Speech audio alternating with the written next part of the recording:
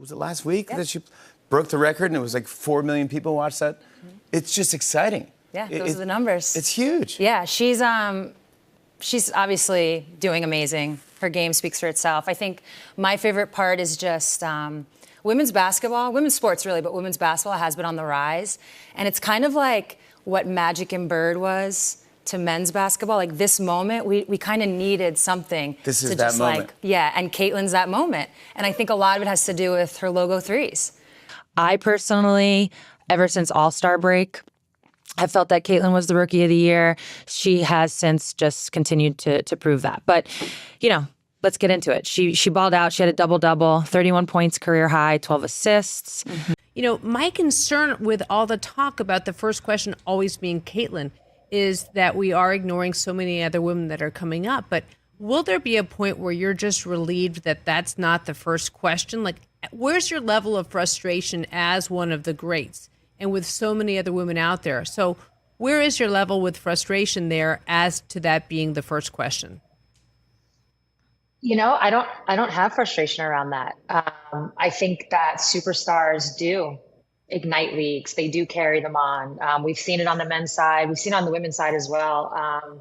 So it doesn't really frustrate me. It's her moment. She's coming off an amazing college season, drafted number 1.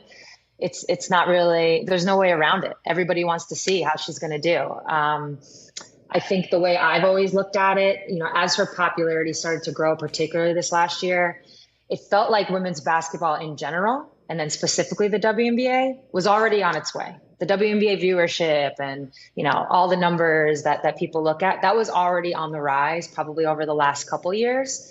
And to me, Caitlin was just this match that kind of ignited it and just made it bigger. So she accelerated everything quite a bit. Obviously, the viewership numbers show that. But things were already on a trajectory that was headed upwards. So I'm thankful. I'm thankful for her in a lot of ways. If you had to log your vote today, who would your Rookie of the Year be in the WNBA? I mean, it is a thin line. It's really tight. But when you look at where the teams are, and I also went a little deeper and I looked at plus minus, and I also look at net rating. And when you look at that, Angel Reese has to get the nod. What's the gap between her and some of those top talents in the league? I think for me, I just was like, all right, let's just take the Olympic team as an example in terms of her position. So you got Sabrina Ionescu, Chelsea Gray is on that team. These are women that are similar scoring in terms of output, but Chelsea Gray doesn't turn the basketball over. Sabrina Ionescu doesn't have the same type of pressure on her with the New York Liberty or the role and responsibility. So to me, Caitlin, in my mind, year 3 probably will be striking her best stride. And it's going to be incumbent on the Indiana Fever as an organization to put the right pieces around her. Right. They are very much a team that is rebuilding, trying to get back to that 2016 championship energy. And so right now, I just don't think that there's enough support around her consistently. Okay. Now, history says, because they've now had 2 number 1 picks, Alyssa Smith was a top 5 pick, when you have that amount of picks that early in the draft, you are on track. If you look at the Las Vegas Aces, give it, I think it's 4 years out and you start putting yourself in a position to contend. Okay. But she's probably about 2 years out from her best basketball in my mind, and that includes the organization growing around. Which teams would I not want to see in the playoffs? And that's where you brought up the Fever. I think what I've learned in my WNBA experience is pace of play trumps physicality, it trumps size, it can trump experience, because a lot of times when you're experienced, it's really like code word for your veteran, which is code word for your old. Slow the pace. Yeah. So I feel like I know that's why you guys were so good for those in years. 2018 and 2020, the years we won, that was our whole mantra, was pace, pace, pace, pace, pace. And what I see in Caitlin, what I see in Kelsey Mitchell, they're just like ramming it down people's throats, and it's really hard. It can have your head spinning. So yeah, as I mentioned, Kelsey Mitchell's balling, Caitlin continuing to impress, and just she's going to break records nonstop for the next couple of years. Yeah. It's just going to be a constant record break. Yeah. Yeah. Not the best start. I'm sure she's feeling that right now. But that's part of adjusting to the WNBA, right? Maybe not having it happen this early, but part of professional sports is you're going to have some stretches that don't go your way. You're going to shoot bad. Your team's going to lose. And how do you respond to that? So I'm sure she would like those 2 games back. Everybody's clearly got their defensive game plan built around her, which is a compliment. But you got to figure it out from there. If it was up for debate before, at this very moment, it is clear that Caitlin Clark just had one of the greatest debut seasons in WNBA history.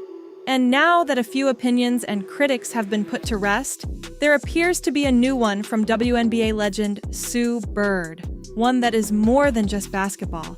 That's about the future of the game. Well, join me as I walk you through Sue Bird's thoughts about Caitlin Clark. Rookie of rookies. With the regular season finally ending, we can all agree that we witnessed a generational debut season from Indiana Fever's guard, Caitlin Clark. Obviously, she didn't end the season with both the Rookie of the Year award and the MVP award like Candace Parker did in 2008, but she made a statement. Candace, who won the 2008 Rookie of the Year award alongside the league's MVP award, averaged 18.5 points, 9.5 rebounds, 3.4 assists, and 1.3 blocks per game. Caitlin, on the other hand, averaged 19.2 points, 8.4 assists, 5.7 rebounds, and 1.3 steals. And to know how impressive Caitlin's first season was, you have to understand that Candace Parker joined a team that only missed the playoffs the previous year. She didn't have to face the second unanimous MVP in WNBA history in A'ja Wilson. By a long mile, a strong argument can be made that Caitlin Clark is the best offensive rookie the WNBA has ever seen. She is the rookie of all rookies because, as a guard, the number she is putting up is extraordinary and unprecedented. Sue Bird, who is widely regarded as the best point guard in WNBA history, is one name many would have compared Caitlin to, but Bird only averaged 14.4 points and 6 assists per game in her debut season with the Storm in 2002, whereas Caitlin, in just her first year, has scored the most points by a point guard in a single season in WNBA history.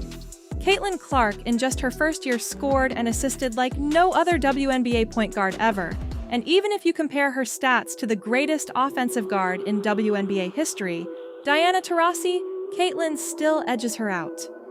Diana Taurasi is the all-time points leader, leading second place by 3,000 points, but she has never had an offensive season like Caitlin Clark just did. Despite being number 1 picks, stars like Jewel Lloyd, Jackie Young, and Sabrina Ionescu took 3 or 4 seasons to reach all-star level production. Even prolific college scorers like Kelsey Plum and Kelsey Mitchell, who were the top 2 scorers in NCAA women's basketball history before Clark and Daisha Fair climbed the list in 2024, didn't burst onto the scene offensively in the WNBA as Caitlin has done so far. For what it's worth, Caitlin has proven to be nothing short of generational, and with her first regular season officially ending and the playoffs here, WNBA legend and arguably the best point guard in WNBA history, Sue Bird has now come out to voice out her concerns about Caitlin Clark, and it's a warning to the rest of the league. What could she possibly say? What kind of warning is she giving the rest of the league? Playoff nightmare. With the WNBA playoffs already here, the Indiana Fever's fast-paced play has caught the attention of Sue Bird. Since the Olympic break, the Indiana Fever have been firing on all cylinders, and according to Sue Bird, this should be worrying for the rest of the league. In her words, if she were still playing, she wouldn't want to meet the Indiana Fever in the playoff. Bird noted that from her experience in playing in the WNBA, the pace of play trumps physicality, size, and experience, and what she has seen from the Fevers is scary. The 13-time WNBA All-Star credited Caitlin Clark and Kelsey Mitchell for their success and chemistry in running the Fever's fast-paced offense, before boasting that the Indiana Fevers would be highly difficult for a higher-seeded team in the first round.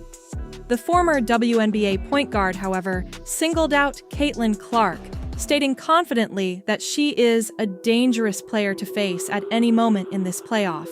Sue Bird played in the WNBA for 20 years, so she definitely knows what can make a player a threat to any opposing team.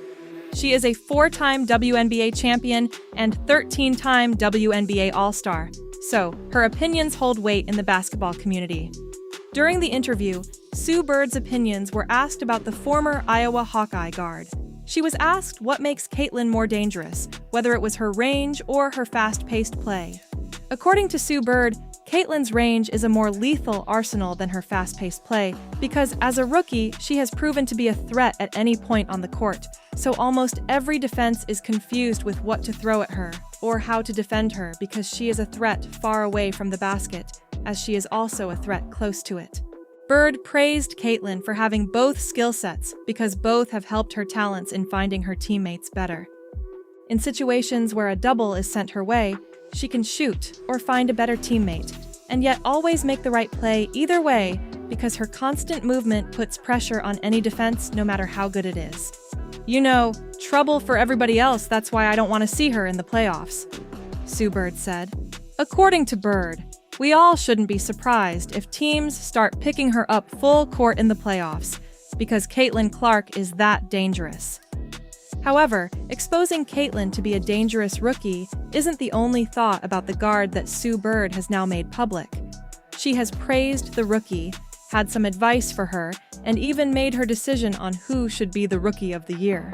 So, what does Sue Bird have to say about Caitlin Clark again? Biggest supporter. At a time when many WNBA legends and stars are undecided out of spite about the Rookie of the Year, Sue Bird has been a vocal supporter of Caitlin Clark. According to the 13-time All-Star, I personally, ever since the break, have felt that Caitlin was the Rookie of the Year. She has since just continued to prove that. While many are sitting on the fence, Sue Bird has been concise about who she is rooting for and the obvious winner of the Rookie of the Year award.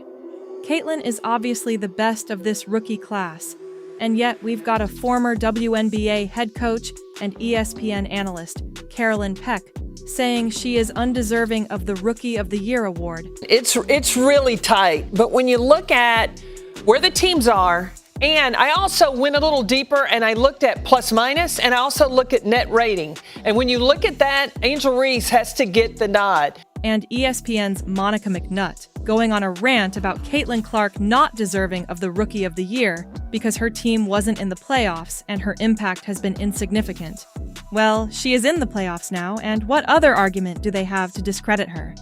Caitlin Clark has so far surpassed all expectations set for her, but even when she was going through her slump early in the season, Sue Bird was one of her biggest supporters. Earlier in the season, when Caitlin's turnovers per game were terrible and critics were piling on her, Sue Bird had her back, letting her know it always takes time and she would adjust in no time. She doubled down on her support when she called her three-point an antidote to dunking. I always said this, we finally got the antidote to dunking, Sue Bird said. Sue explained that Caitlin's talent to make the basket from any point on the court has changed the negative stereotype about women's basketball not being entertaining. She applauded Caitlin for bringing such a large audience and attention to the league. She has never failed to credit Caitlin for the big attention she has brought to the WNBA since the guard got drafted. For the remainder of time, Caitlin will go down as, whatever you want to call it, the one who made the change, this pivotal person. She will 100%, said Sue Bird. And Sue is right. No one in the history of the WNBA has had this much effect on the league as Caitlin Clark. A ticket to her first playoff game is costing more than the 2023 WNBA Finals ticket. The Indiana Fever's arena has a higher attendance than the Indiana Pacers game, and the average number of viewers of the WNBA is just a couple thousand less than the NBA. It's all the Caitlin effect. And Sue Bird is right in giving the praises to who deserves it when everyone else is trying their hardest to discredit her effect. Well, credit aside, should the Connecticut Suns be afraid of the rookie in the first rounds of the playoffs, just like Sue Bird said? Should the Connecticut Suns be afraid? The Indiana Fevers will be facing the 3RD seed Connecticut Suns in their first playoff game in 8 years. Caitlin and the rest of the Fevers team will have to face one of the league's best defenses. This team held Caitlin to 16.5 points, 2.0 rebounds, and 3.8 assists per game with a 30.4% turnover rate in their head-to-head meetings in the regular season. But the biggest question would be, if Caitlin in her first playoffs can't get going, can she get her teammate going? How will the Fever's fast-paced play and Caitlin's range be dangerous for the Connecticut Suns? Well, I guess we will all have to find out. In any case, basketball fans online have been buzzing about Caitlin and the Indiana Fever's playoff game, with a user commenting, Fever needs major adjustments in Game 2 defense and better offense execution. But the problem is, can they? Fever coach is not well known for adjustment. Another user commented, "Getting doubled and poked in the eyes can only happen to a talent they fear." If you enjoyed this video, the next video on your screen is worth your time.